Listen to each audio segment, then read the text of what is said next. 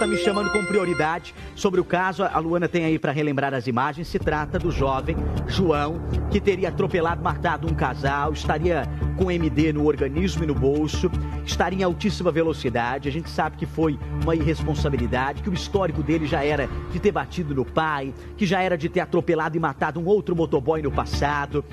Pois é, casos aí da Lauriele e Felipe que morreram, esse casal. Só que a novidade que nos chega ao vivo através da polícia, Denis já com o delegado, é que a polícia concluiu o inquérito e indiciou esse suspeito de matar o casal por homicídio doloso. Ele foi indiciado agora por matar esse casal e enquadraram como homicídio doloso. Homicídio doloso é quando há intenção de matar. Entenderam, as autoridades entenderam que esse jovem tinha a intenção de matar, uma vez que ele estaria em altíssima velocidade, que ao mesmo tempo ele estava munido de droga e álcool. Então, quer dizer, quem anda num carro na velocidade como essa, está na intenção de matar alguém ou de se autodestruir também. Ele poderia ter morrido num acidente feio como esse, né? Então, que bom que a justiça entendeu que aí tinha a intenção de matar, porque muitos casos no Brasil que a gente acompanha cai numa outra vertente, como se não tivesse a intenção de matar. Ah, peguei o carro, não estou com a intenção de matar ninguém, só estou com a intenção de me divertir, de atingir alta velocidade, de usar minha droga, de usar minha bebida. Mas não é assim. Nesse caso, foi um caso à parte, porque a gente sabe do histórico desse rapaz, a sociedade está indignada com o que aconteceu, mas o Denis nos traz mais informações agora ao vivo e ele fala direto com a fonte, direto com o delegado. É você, Denis. Bom dia.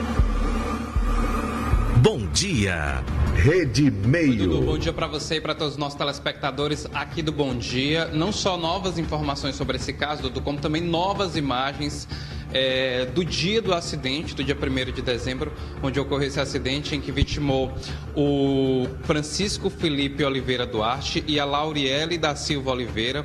Eles foram atingidos por esse veículo em alta velocidade que estava sendo dirigido pelo estudante João Henrique Soares Leites Bonfim, de 22 anos. Eu estou aqui ao lado do delegado Carlos César para trazer informações para os nossos telespectadores.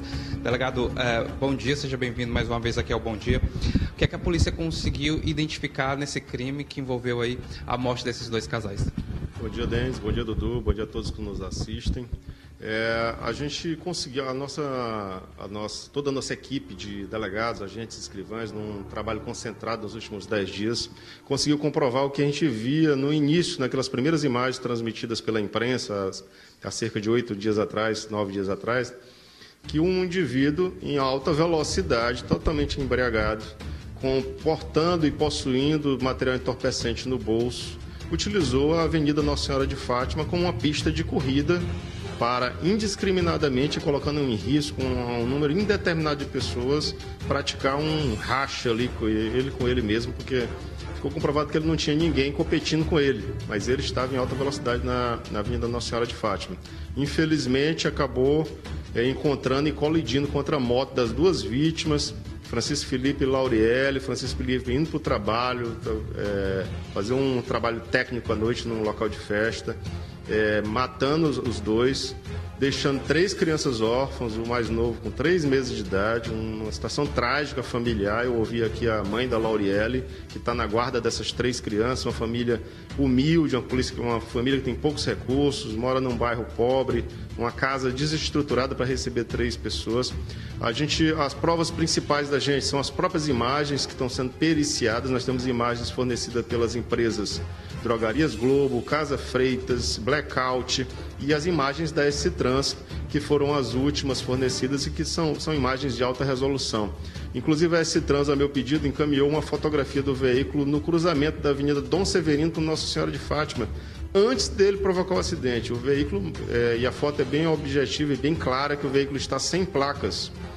Uma testemunha no local do acidente disse que viu o momento em que o João Henrique estava escondendo as placas do veículo dentro das calças e por debaixo da camisa. Essa testemunha até interferiu para tirar essas placas e jogar novamente as placas ao chão. Então o veículo, além dele estar correndo em alta velocidade, provavelmente ele retirou essas placas, ou claro estava que o veículo estava sem placas, apesar de ser um veículo licenciado pelo Detran. Isso pode configurar outro crime, que é o de adulteração de sinal identificador de veículo automotor.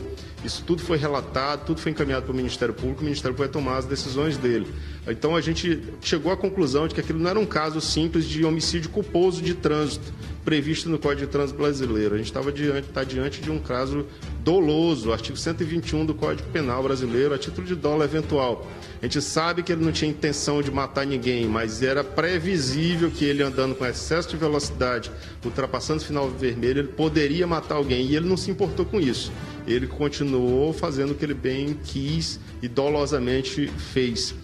Ressaltar também o depoimento das testemunhas, muito importante, testemunhas que atenderam nossa chamada até pelo WhatsApp, vieram até a delegacia, prestaram seus depoimentos. 4 testemunhas que visualmente viram o acidente, que ficaram assustadas com o acidente, algumas delas relataram ter problemas para dormir à noite. Então, é muito impactante toda a cena, é muito preocupante a situação do que ocorreu e espero que o nosso relatório seja atendido pelo Ministério Público, ele responda perante o Tribunal Júri e venha futuramente a ser condenado. Obrigado. 2 perguntas em uma, né?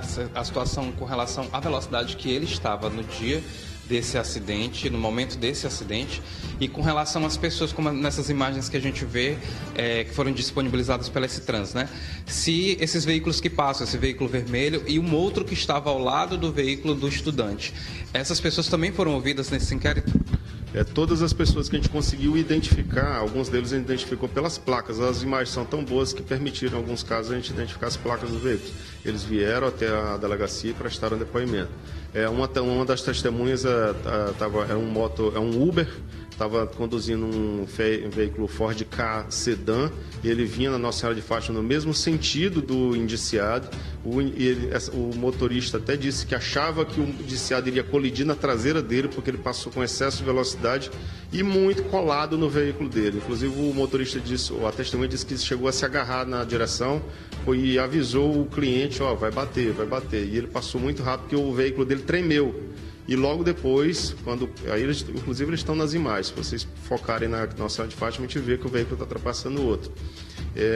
Depois o veículo dele continua já de certa forma desgovernado e atinge as vítimas. Então o moto Uber que estava ao lado das vítimas também foi ouvido.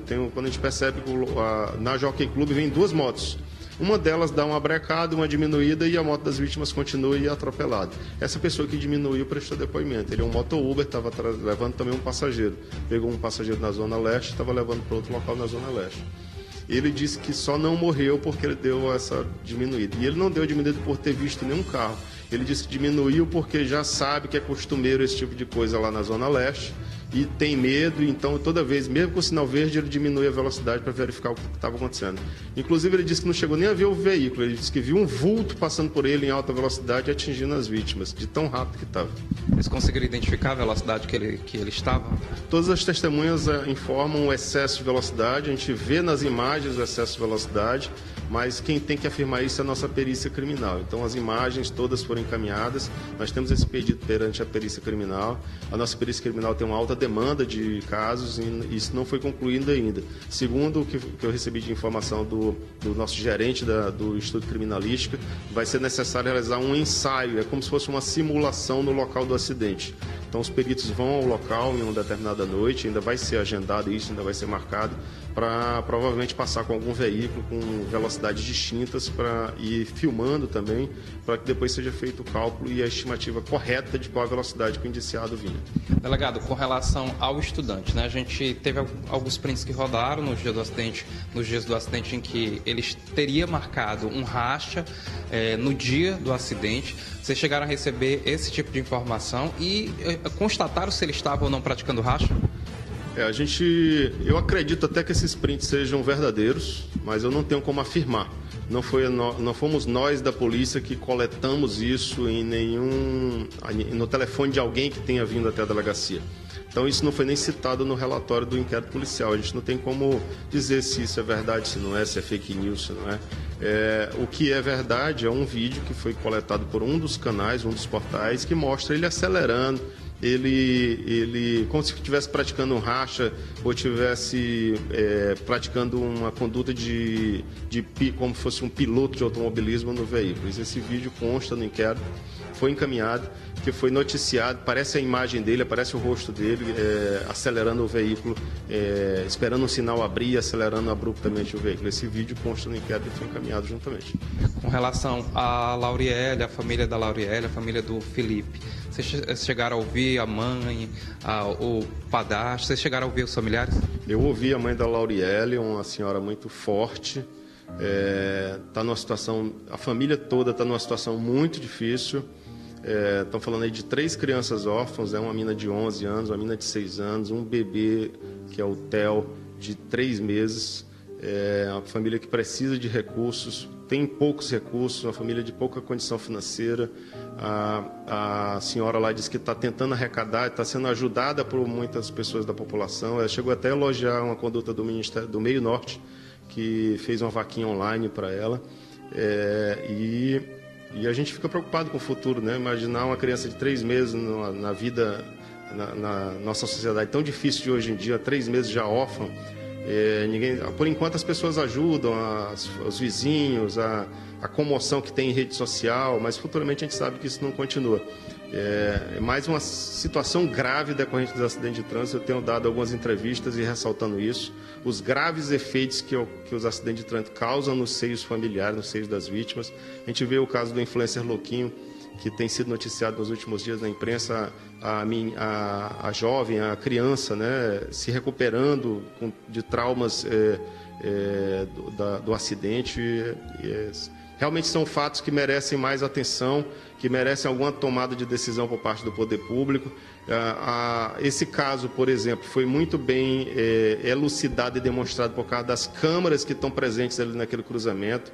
Eu acho que cabe à Prefeitura de Teresina, o novo prefeito eleito, ao governador do estado, fazer alguma coisa para que a gente tenha mais câmeras, mais televigilância nos semáforos, nas grandes avenidas de Teresina, para ver se a gente inibe um pouco isso. Fora a questão da educação no trânsito, que tem que ser trabalhada, eu acredito que nos nossos adolescentes, nas nossas crianças, para que futuramente a gente mude esse quadro.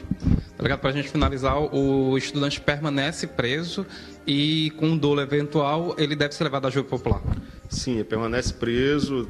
Recentemente teve um pedido de soltura por parte de seus advogados, que teve parecer negativo do Ministério Público e do Poder Judiciário.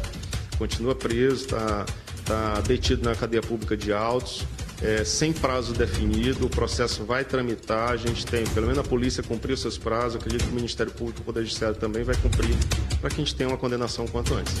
Obrigado, meu delegado. Tá aí, Dudu, informações sobre o caso das mortes aí do Francisco Felipe e da Laurielle da Silva, que nós acompanhamos aqui no Bom Dia. Se tiver alguma pergunta, nós estamos aqui à disposição, Dudu. Esse é o trabalho aí do delegado Carlos César Camelo envolvendo essa situação, porque a gente vê a gravidade e os casos no Brasil, geralmente desse tipo de atropelamento, cabe lá que a pessoa não tinha intenção de matar, mas a pessoa que andava com o carro na velocidade que esse jovem andava, consumindo droga, segundo informações, álcool também, que teria no sangue dele, ele tem a intenção de matar com toda certeza, então está mais do que certo esse indiciamento. Ponto para a polícia, que não está deixando barato, que está vendo também a questão que a família está passando com a perda desse casal que deixou o filho, né? Então, parabéns aí por essa atitude do indiciamento, muito importante. É um exemplo pro Brasil, para outros casos no Brasil, esse indiciamento por homicídio doloso envolvendo esse jovem João, que permanece detido e pelo jeito vai ficar, ainda mais com esse indiciamento por homicídio doloso. A condenação deve ser maior, né, Kilson? Exatamente, Dudu. Ele assumiu o risco de matar quando ele está em alta velocidade, que não foi até então identificada pela Polícia Civil, mas que já foi feito o pedido à perícia. Isso será feito aí uma maquete, será feito todo um trabalho ainda no local a respeito de qual era a velocidade que João Henrique, de 22 anos, que em 2022 já teria cometido um acidente, um crime de trânsito, quando ele também teve a intenção de matar aquele homem no ano de 2022. Não tendo como consciência tudo isso, cometeu no dia 1º de dezembro, tirando a vida de 2 pessoas, de um casal que estava indo ao trabalho e realmente ali acabou em alta velocidade, numa situação que caracteriza o racha na zona leste de Teresina. E para você ter uma ideia, um depoimento importante do Motor Uber ao delegado, onde o próprio delegado disse agora há pouco a respeito de que na Zona Leste essas pessoas, esses trabalhadores já têm medo, mesmo com o sinal aberto, tem muito medo de fazer a ultrapassagem sem olhar, porque realmente já é costumeiro esse tipo de racha, esse tipo de crime, de infração de trânsito na Zona Leste de Teresina e que é preciso ser coibida. E a Secretaria de Segurança Pública vem fazendo esse trabalho. Haja vista que foi lançado aí um trabalho, uma campanha para justamente coibir esse tipo de crime no trânsito em Teresina. Tela Dudu. cheia aí para o novo vídeo. Você que está sintonizando agora, Dudu, é o caso lá do atropelamento? É porque vocês conheceram aquela outra imagem que rodou muito aí durante a semana na cobertura do caso. Essa nova imagem, o delegado nos repassou, é de uma outra edificação comercial do local que flagra de um outro ângulo esse acidente. Então veja com cautela, em tela cheia dá pra gente ver melhor a situação. Quando o carro atinge a moto, a gente teve até que borrar porque os corpos ficam espalhados ali no asfalto devido à pancada. Nessa imagem dá pra gente ver que a pancada foi feia mesmo, tá? Porque daquela outra imagem de longe a gente tem uma noção mais geral da coisa. Agora nessa aproximada dá pra ver que a destruição, que a pancada foi feia devido também à alta velocidade.